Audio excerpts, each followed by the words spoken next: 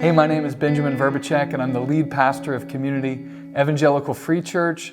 I'm also the managing editor for Gospel-Centered Discipleship. I don't know whether you know this or not, but Gospel-Centered Discipleship exists to cultivate resources and writers that make mature and multiply disciples of Jesus Christ. And so that mission is why I'm talking to you now, especially the writer side of that equation. One of the things I do each month is get in front of a camera, and we have what I call the Writer's Coaching Corner. And I talk about one paragraph from one article that appeared on our website the previous month and what was going on so helpfully in that article from a writing standpoint, and how do we get some of that writerly goodness into our own prose. So the principle we're talking about this month is good writing kicks strong. Now, when you hear that, kick strong, especially with last month's article or video in mind, which said, good writing messes with the bowl and gives a knuckle sandwich, you might be thinking I have this proclivity to violence. Well, that video and this one have nothing to do with violence per se.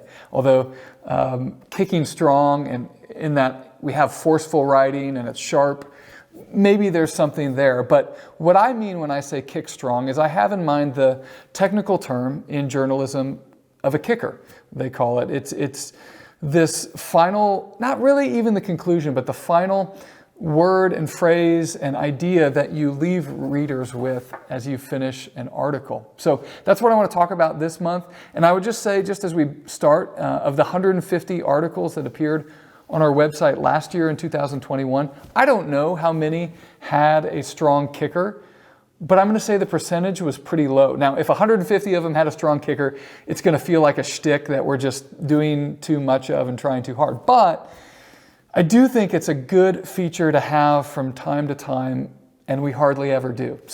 But there was one article recently that had a strong kicker. So the title of the article is "When the Nest May Never Be Empty."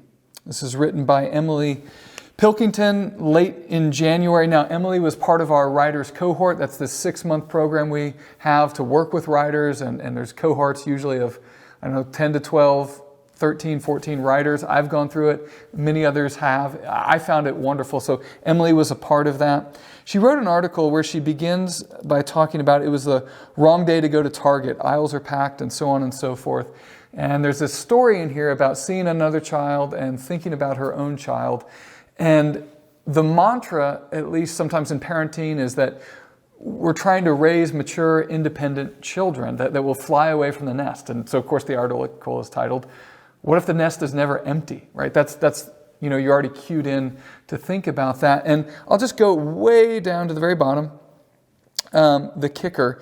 And for Emily and the child she has, I don't know if she uses the word special needs, but there was difficulties in the birth and the delivery and the pregnancy that are going to just mean that for their house, their child will probably have a lot more needs than the typical child. And so she wrestles with the idea of not pursuing independence necessarily as the goal of good parenting, but this interdependence, which we can all learn from as Christians. And so the final line of the article, really a paragraph, 2 sentences, says this: "Begin with the end in mind, and this type of interdependence is that end."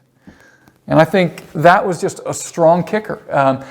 Now you have to know something of the article to get a sense of that, but there it is. I think it's good. Here's an illustration for you to think about the kicker.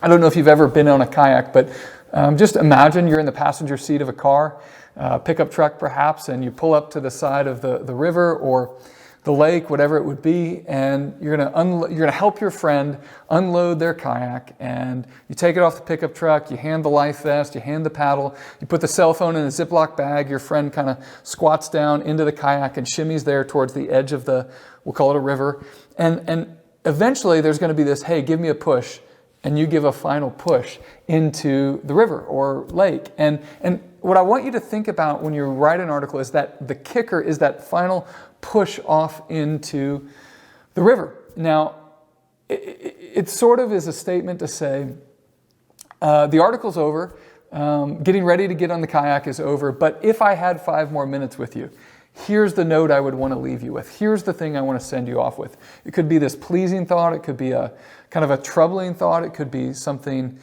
hey, we didn't get to explore this, but if I had more time, here's what I would talk about. So that's a good illustration, I think, for a kicker.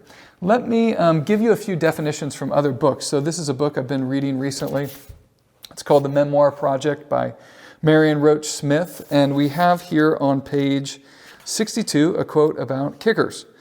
She writes, "And what will I need here now for this piece to work?" She's talking about an article or a project she was working on. She's going to answer, what's called a kicker, a last line, which in an essay could be fairly snappy if you like that kind of thing. The last line doesn't always have to be the couplet at the end of a Shakespearean sonnet, nicely rounding up all we've learned. But hey, it's not a bad standard for starters, which I thought was a good line. Here are two books by the same author. We have Wordcraft by Jack Hart. Wonderful book about writing. I'm going to read here from page 71. Let's see if I can find it. There we go. Page 71, he says, "In addition to a strong sense of completion, a good ending delivers a punch that signals the story's conclusion. That's one reason journalists call an ending a kicker. Part of that punch comes from the rhythm of the final sentence.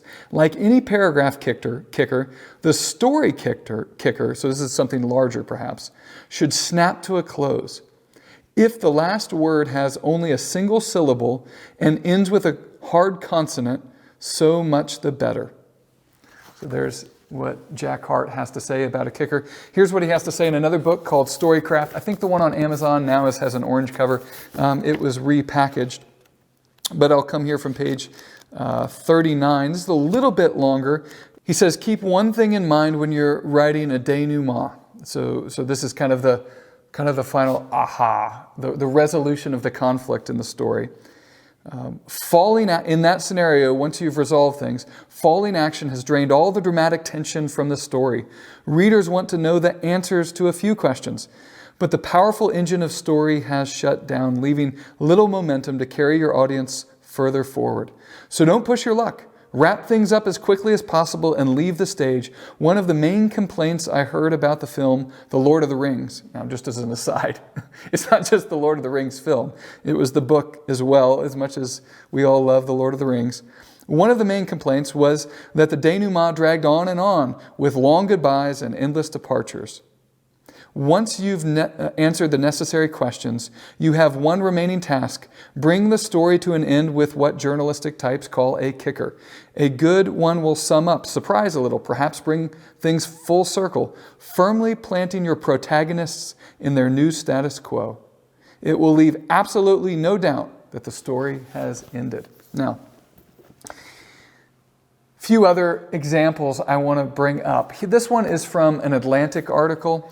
This is a story or article titled "How I Demolished My Life, a Home Improvement Story," written by a woman named Honor Jones, one of the chief editors for that organization. Now, it received a bunch of noise, especially broadly, but even in kind of Twitter a little bit, on social media in the Christian world, of Twitter, which is a small sliver of reality, but it did. So this was between Christmas and New Year's.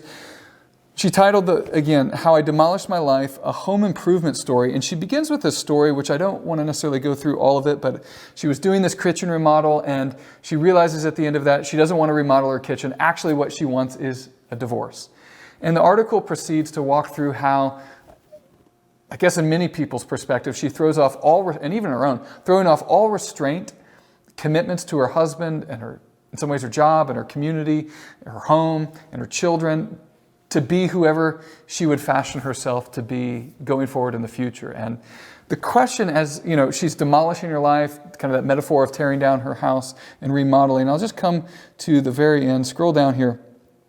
You actually don't know how she feels.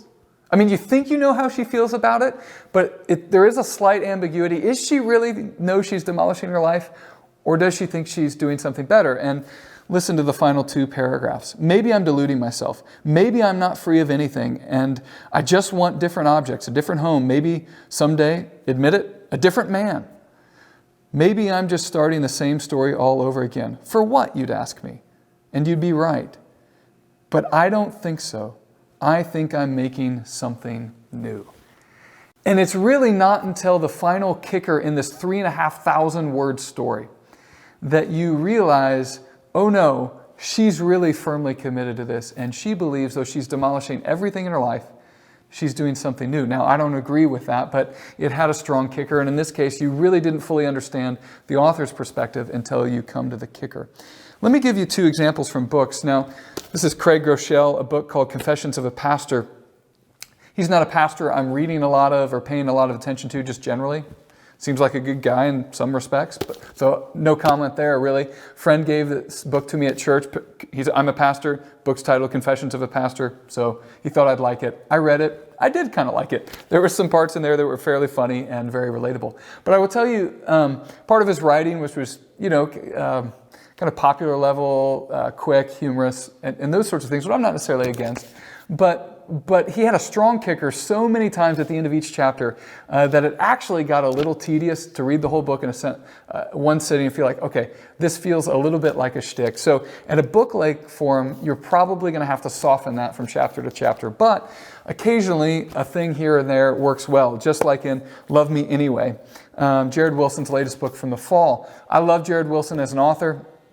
We're a fan of him around here at GCD, and I know many of you probably are as well. Page 43, the end of one chapter, I won't turn to it. Strong kicker, not overdone throughout the book, good writer, good control of language, and using strong kickers when he needs to, wants to, but not overdoing it. Here's another Jared Wilson, and this truthfully is just one of my favorite articles by Jared of all time. It's on the Gospel Coalition's website, and it's called, get ready for this, In Praise of Fat Pastors. Way back, 2014, and those are board shorts, and prepare yourself for this. I don't want to cause anybody to stumble. Picture of Joel Osteen without his shirt in California, I guess. So on the beach, or maybe that's Texas. I don't know. I know he's in Texas. But you go to the very end of the article, and he says, man, I'd love to read it all, but for the sake of time, I won't. I'll just say, here's the end of his article. He says, give me a fat guy in the pulpit, so long as he preaches not himself and not the law, but the glorious gospel. And if you've got a pastor with washboard abs who does that well, that's okay too, I guess. So I don't know. To me, it was just like he begins the article by praising a pastor from his past who was fairly overweight, but the guy loved people, loved the word, and was a wonderful pastor. And so it's sort of a tongue-in-cheek article, but also saying something serious. And so anyway, that's what I wanted to share with you. Here's the application for you. I don't know what article you're working on right now, but I would just say, whatever article it is, open it up and just write in there at the top, kick strong.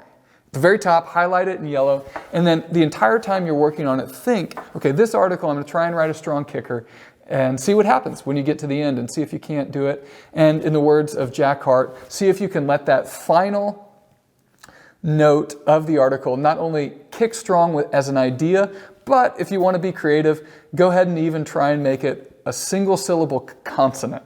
I guess that gets you a gold star. So thanks for watching. I appreciate it. Let me know what you're thinking of these videos. Feel free to reach out. I committed to doing them for a year, just kind of internally. I said, I'll try them for a year. If they go viral, I'll keep it up, which has not happened, and that's okay because it wasn't the intent. But really the intent was just to serve 20, 30, 40, 50 writers and provide helpful content. If it's doing that, I'll keep it up. This is number 10, and so we'll see what happens in the future. Again, just thanks for watching. We'll see you next month.